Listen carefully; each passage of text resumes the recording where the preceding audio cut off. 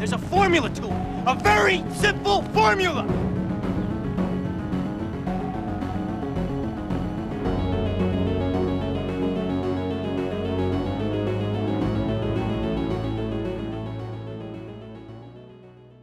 Hello everyone, welcome back to another episode of the SlASH podcast. My name is Jared, and yes, you are watching the SlASH podcast. This episode is about Friday the 13th, part 3. It is one of my favorites. It's an okay edition. I'm not gonna exactly rate it. It's not the best by far. It's probably not even in my top 5, but it's up there. It's definitely my top, 10, I guess. Top 8, 6, 7, I don't know, whatever. I haven't decided where I'm ever going to rank these, or if I'm going to rank them. I probably will. Yeah, so this movie is the famous one, the one where Jason gets his infamous mask. It's a very interesting, decision that they did to give him this mask in this movie. I don't know how that became his pinnacle when there's so many other things that Jason wears and does that, especially, I guess at this point there's only the Baghead, but it's funny that the Baghead isn't the one that stayed. It's this one that came in the third movie, the third Friday the 13th movie. It's crazy to me, but it's funny is a lot of people who don't watch horror movies don't know that Jason isn't in the first one, how they know Jason in the third one. It's weird, but it's fun. So I didn't know this. So Fridays 1 through 4 take place, or 2 through 4, I guess, take place in the same week. I think it's a week. That is just insane. There's no intentions behind that. It's just supposedly it does. I don't really know. I'll have to look at it later, but supposedly that's when the timeline all works out for these movies. So yeah, I think that's kind of an interesting idea. Weird idea, but it's interesting nonetheless. So Jason gets his mask in this one. There's something else that I'll talk about at the end that happens at the very end that is so stupid, but it's whatever. It makes this movie. The movie is because of things like this. Some of the characters are weird. Shelly is the nicest guy, quote unquote, in any horror movie I've ever watched. He's so strange and creepy overall. He's the dude who has the mask that Jason eventually uses all the time. So let's just jump into this. If you want to listen to me talk more in depth about this, you can go listen to the video that is in my YouTube channel. It's SlASH It Horror. It'll SlASH It, but you can find it under SlASH It Horror. SlASH It Bite Size should show up. That's where it all is. You can type in SlASH It Podcast. That should show up too. But yes, thank you for watching and listening wherever you are listening. Yes, let's get into this. So the story is a strange one. It's much different than the rest. So it's the van shot, the truck shot, the van shot. There's 3 people sitting in front of the van. This series just does the same things over and over again. It is hilarious to me. So basically the story is where Jason goes to this place where one of the main characters, Chris, has a cabin, and she's there. So basically, Chris has a cabin, and Jason apparently has been in this cabin, or around this place before. And what's interesting is, we'll talk about the weird backstory that they give those 2 people in a second. In a minute, I guess. It's a strange thing. I don't know. We'll get there. And so basically they go there. So this basically doesn't take place at Camp Crystal Lake the same way that the other camp movies do. This one takes place in Higgins Haven. Chris Higgins, I think, is her name.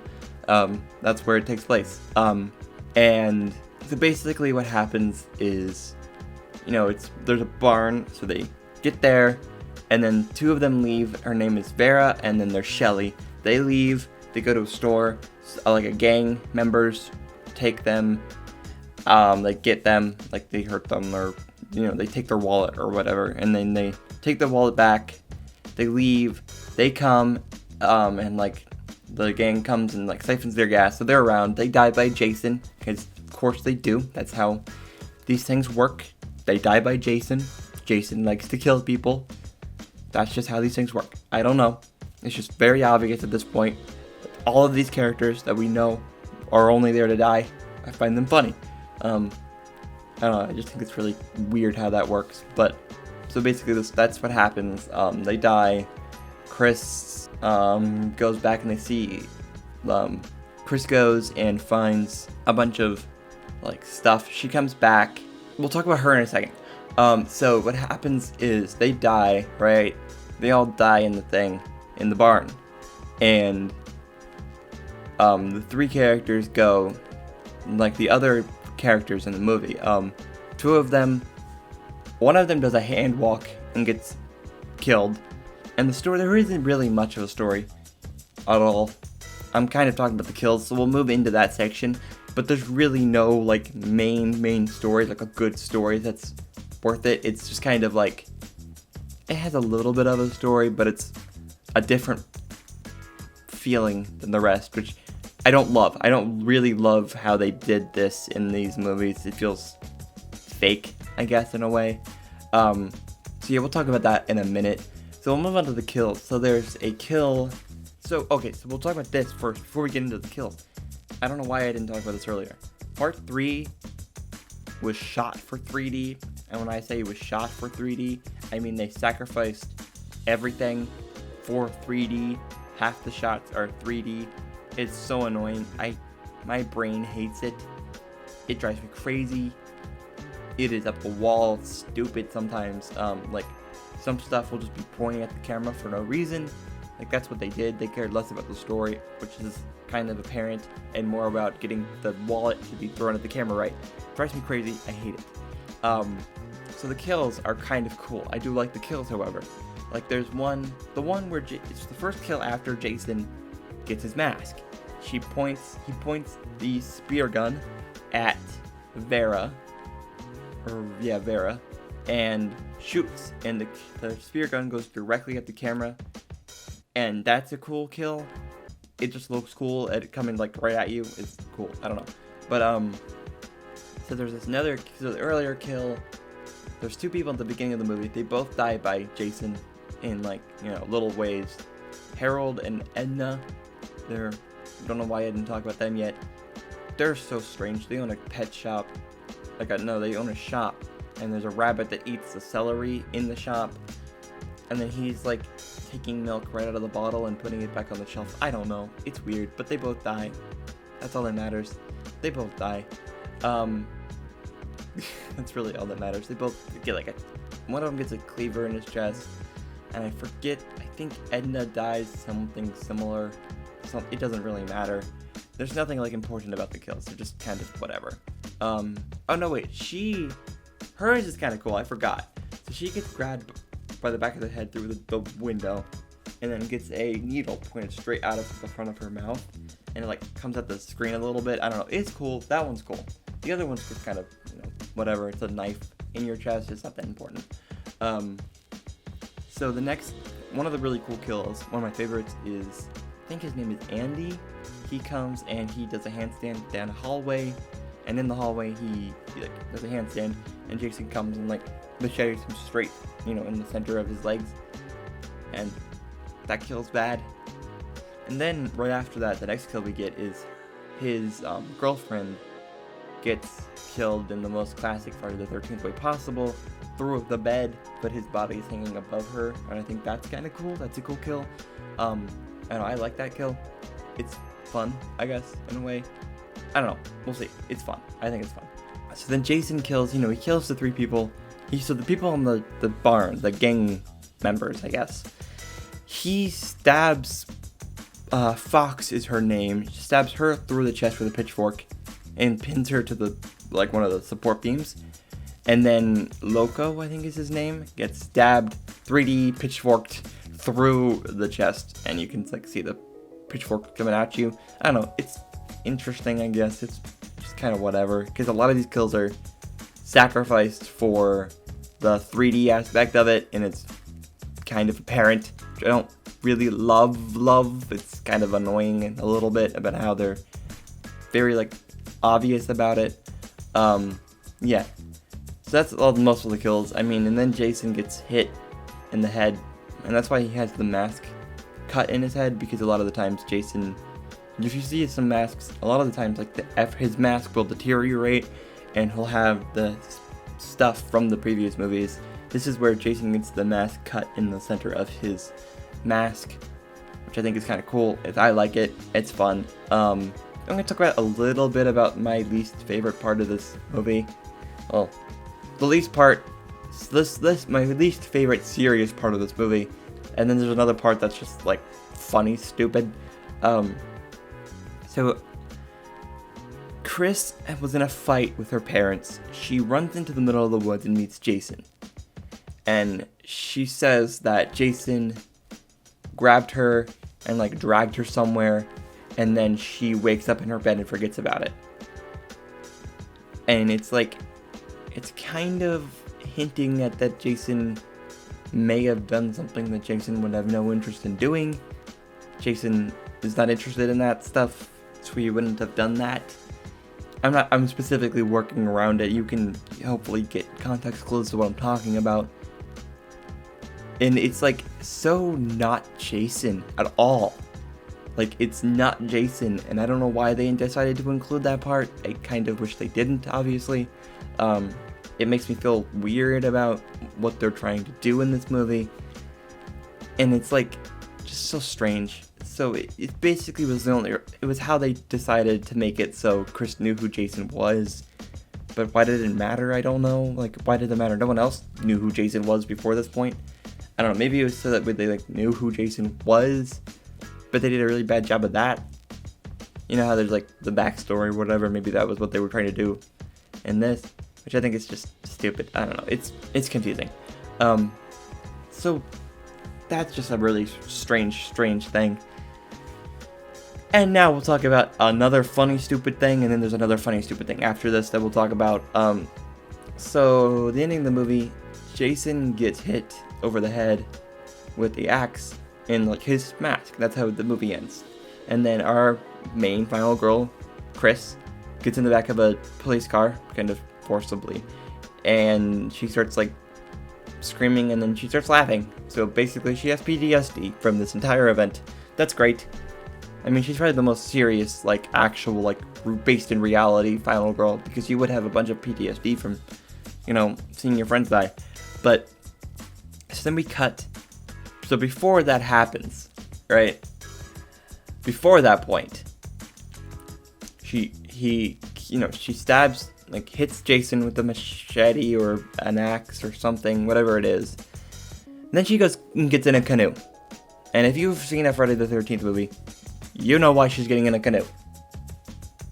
But there's some fake jump scares that are obvious. There's some fake jump scares in it. And then we get a scene where she thinks she sees Jason in the window. So she's in the window. He tries to like claw at the window. He doesn't. He runs down the stairs, I'm guessing, and at the door. And he like pummels through the door, and the door goes flying. Right? So it's obvious that the door's gone flying. So she tries to like escape. She's like just really rapid. She's trying to escape, pushing through stuff. She looks back and Jason's not there. And the door is shut. I'm guessing that means that she's gone insane. And I don't know how to feel about that part. But that's not the main focus of this. But then, freaking Pamela Voorhees, not decapitated Pamela Voorhees, like full-bodied Pamela Voorhees, grabs Chris, and pulls her in under the water. And at the end of the movie, we see air bubbles. So we're supposed to think that Pamela Voorhees is alive somehow. What? How would she possibly be alive? She's decapitated for the last 2 movies. How would she be alive? I don't know. I don't get it. I don't know if we're supposed to think that she's gone insane, or if she's just like if Chris has gone insane and she's not alive, because that's what we were obviously supposed to think with Jason, right? But why is Pamela alive, and why are there air bubbles under the water if Pamela's not alive? And if Pamela is alive, how is she alive? Because it makes no sense to me. I don't know. I am very passionate about that because it drives me crazy what was happening in this. I don't know what that choice was. I know they needed a jump scare. I think maybe they were worried that they were not going to have a fourth movie, right? I think that's kind of what they were thinking. So they ended it where Jason is like, could be dead. He could be dead. So they needed a jump scare to finish off the 3 movies. So they just brought Pamela back. I don't know. I don't get it. I don't like it a lot at all. I think they should have kept it different. They should have maybe done another like fake jump scare with Jason. They could have done a fake. So what they could have done is made it so Jason runs out the door and that same thing happens, right? But then Jason's in the water and pulls her down into the water. And then she wakes up and the cops think she's gone insane. And obviously it looks and sounds like she has gone insane. I think that's what they could have done, and I would have liked it better than whatever they were trying to do here. They didn't succeed, in my opinion, at all. They could have done a lot better. They should have done a lot better. It's kind of strange what they did with the script. I don't really like it. First off, so we'll talk about that just for a second. The scripts, so the friends and stuff don't really seem like friends. They seem kind of fake. In part 4, they're more realistic, and I think part 4 is a better movie than part 3. It's more fun. It's more Friday the 13th, I guess. It's just, the characters in this don't seem like they're friends. They seem very two-dimensional, even one-dimensional half the time. They don't seem real at all. And I'm going to talk about something that's kind of similar to that, but it's not. So I have Stoner. It's like male Stoner and woman Stoner.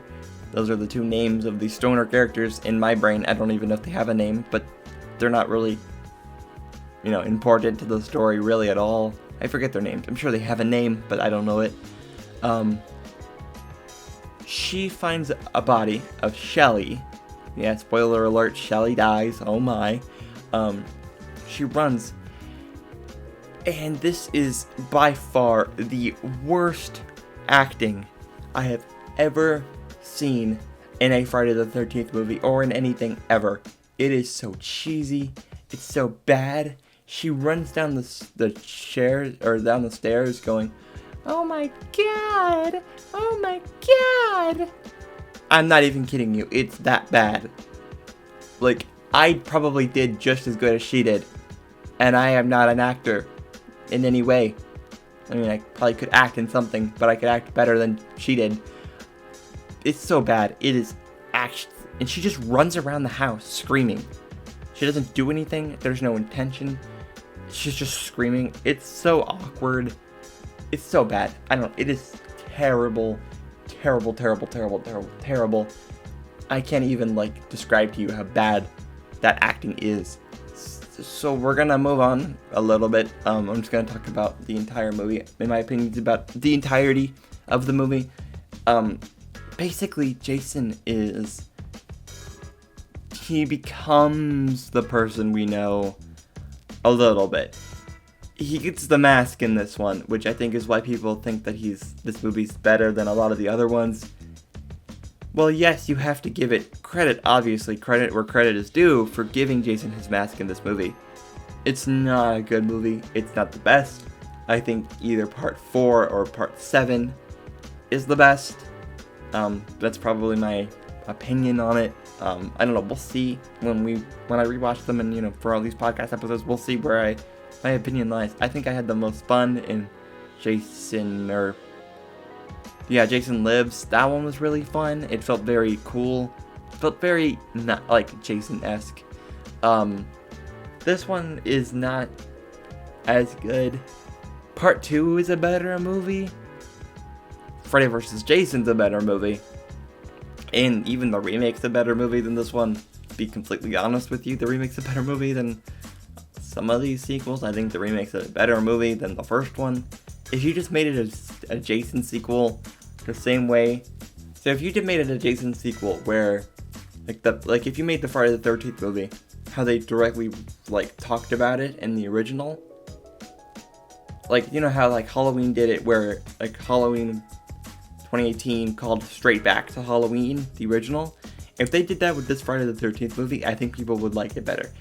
But since it's a remake of the original, quote unquote, it is nothing like the original. It's more like a direct to original sequel, but it really didn't happen then. That movie would be much better. It's the scariest Jason, in my opinion, by far. I think that's an interesting comparison. An interesting idea to think about is that the remake is not as... It's widely hated, but it should not be as hated as much as it is. So that is pretty much my entire opinion of this movie. It's not good. It's okay. It really... So they're like, you have to watch these three in order to like care about the rest of the movies. And I think that 1, 2, 3, and 4 overall, the story is good. With Jason, with Pam, all the way to Jason dying in the 4th movie. Yeah, spoiler alert, Jason dies in the final chapter. That whole story, it's a good story. It happens in like a week. Everything happens in like a week time about. So it's not terrible, it's just whatever. And then you get into some of like Jason Goes to Hell later on.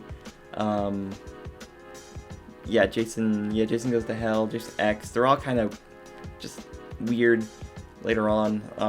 So we'll talk more about that once we get there. So thank you guys for listening to my crazy brain talking about all these freaking horror movies. I love horror movies. They're my personal favorite things like ever. One of my favorite movie genres for sure. I know a lot about horror movies and I love them to pieces for some reason. Pieces is unironically a really fun horror movie. Pieces. I should check that out. You should check that out. I'm pretty sure it's on Amazon Prime or Shudder. One of the two. Not sponsored by Shudder. One day I will be sponsored by Shudder. You mark these words. One day I will be sponsored by Shudder. But for now, you can go watch it on Shudder. I think it's on Amazon Prime. It's one of the two. Not sponsored by Amazon Prime, but I don't want to be sponsored by Amazon Prime because I would feel weird. But it's on Shudder. I think. I don't know. Just look it up. See if you can find it where it is. It's a good movie. What am I even talking about? Yes, horror movies. I love horror movies. I've seen a lot of them. I have like probably about 100 horror movies. 120 horror movies ish. So they're fun. But yes, thank you for listening to me talk.